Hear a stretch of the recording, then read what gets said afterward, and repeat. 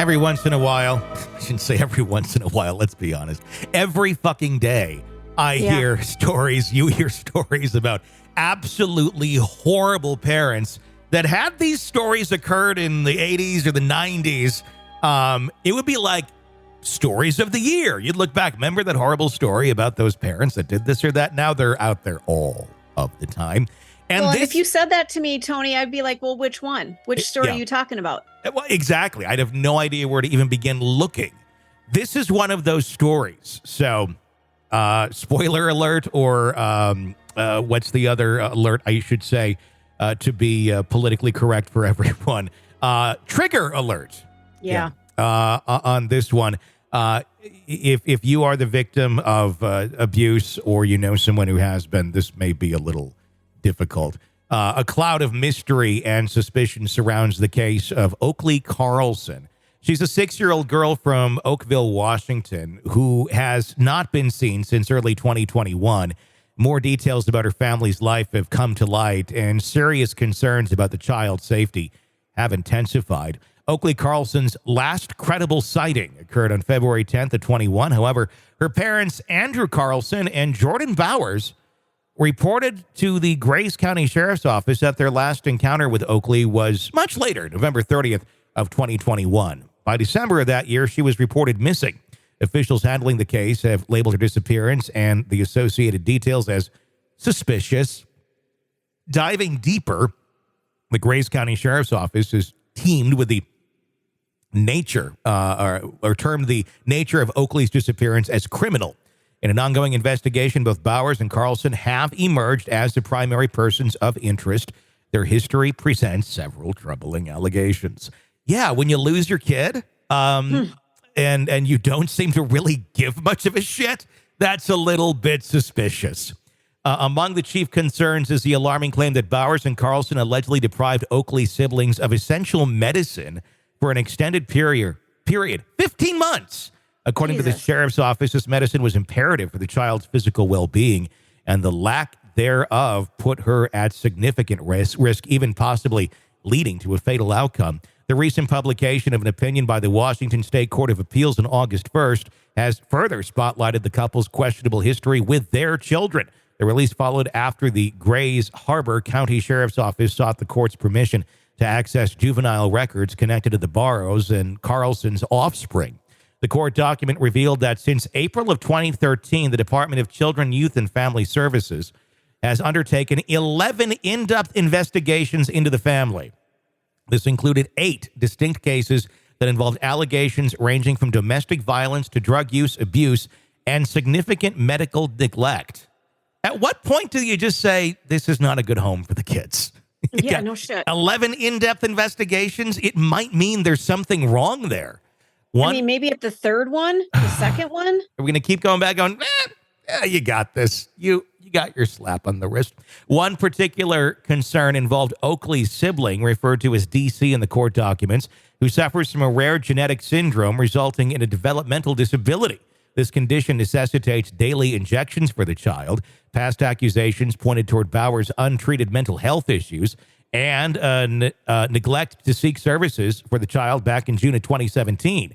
Despite initial probes by the DCYF, there was no extended investigation as the intake was screened out. Matters became more alarming a month later when another report surfaced alleging the lack of medicine for DC, coupled with allegations of domestic violence and meth use within the home. Following these revelations, Oakley and DC were separated and put under different care, while another sibling was placed under the custody of his biological father. In a concerning development from January of 21, officials received inputs about visible scratches and bruises on Oakley's face.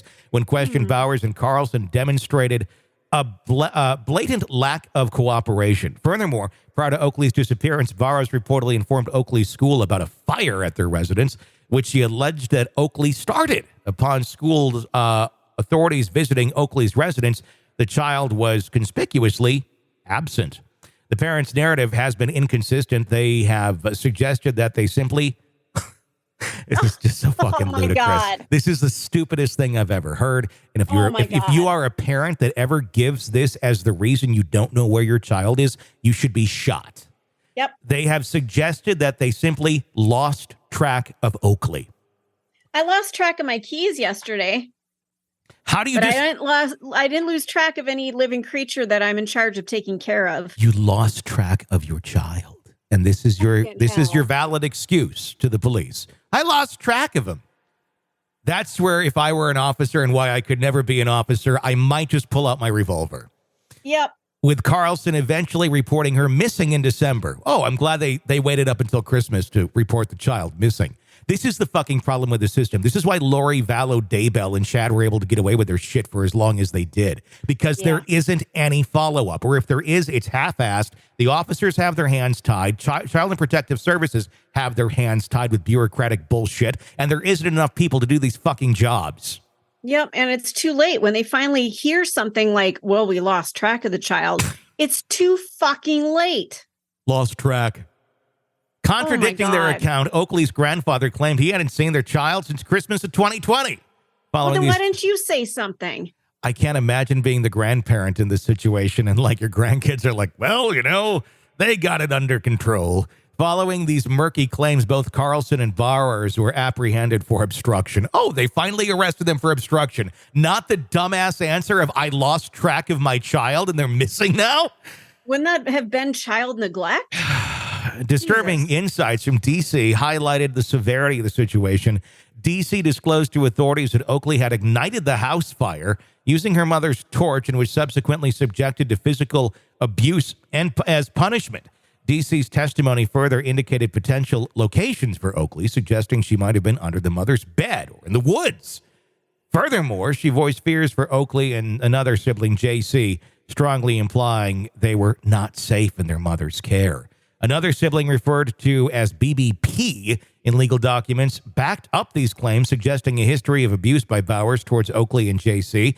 A particularly chilling revelation indicating that Oakley was occasionally confined and locked in a cell beneath the staircase. What is this, fucking Harry Potter? In an unrelated development, KCPQ-TV, number one on your side, with Doppler 7000. Oh, my God. That's how it is. Confirmed that Bowers was sentenced on August 7th in a separate identity theft case, which has no links. Wait, they could advance that? They can advance that case dealt with? They can deal with the identity theft, but the fact that you lost track of your child is a bridge too far. The investigation continues. Onward and upward, everyone. Yeah. No words. None. No words. Other than I still stand by. If you ever give the excuse that you lost track of your child and think it's valid, you should be shot. You're locked into the Hidden Killers podcast. Want more? Start binging on all of our true crime podcasts right now through Apple Podcasts and get an ad-free experience when you sign up to be a True Crime Today Premium Plus member, exclusively on Apple Podcasts. More of the Hidden Killers podcast, dropping soon. Press subscribe now.